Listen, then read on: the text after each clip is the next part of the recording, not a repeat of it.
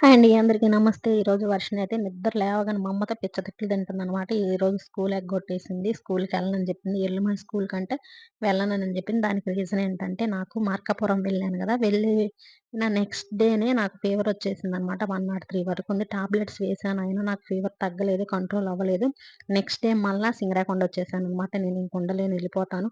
అది కొత్త ప్లేస్ కదా! అక్కడ హాస్పిటల్స్ తెలీవు మనకి కొత్త ఏరియా.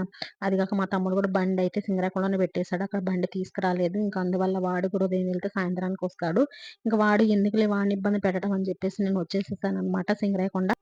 ఇంక నెక్స్ట్ డే రిటర్న్ అయ్యాను గదా! మధ్యాహ్నానికి నేనిక్కడికొచ్చేసరికి అలాగే ఫుడ్ ఏం తీసుకోలేదు. అలాగే వచ్చాను హాస్పిటల్‌కి రాగానే హాస్పిటల్‌కి వర్షిని తీసుకెళ్ళింది.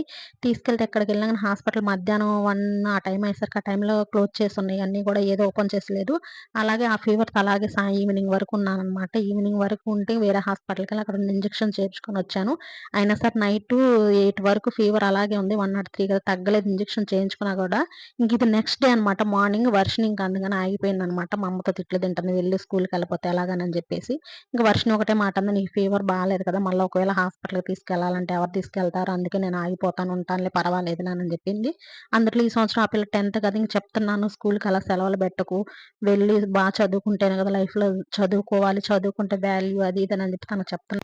ఈ రోజుల్లో చదువుకోకపోతే అసలకి మనుషులకి వాల్యూయే ఉండదు. ఆ చదువే రేపు నీ భవిష్యత్తుకి పునాదవుతుంది. నీ కాళ్ళ మీద నువ్వు నిలబడగలుగుతావు. చదువుని మాత్రం కేర్‌లెస్ చేయకు వర్షిని. నీ లైఫ్ నాలాగా అవ్వకూడదు. నీ లైఫ్ బావుండాలని చెప్తున్నాననమాట.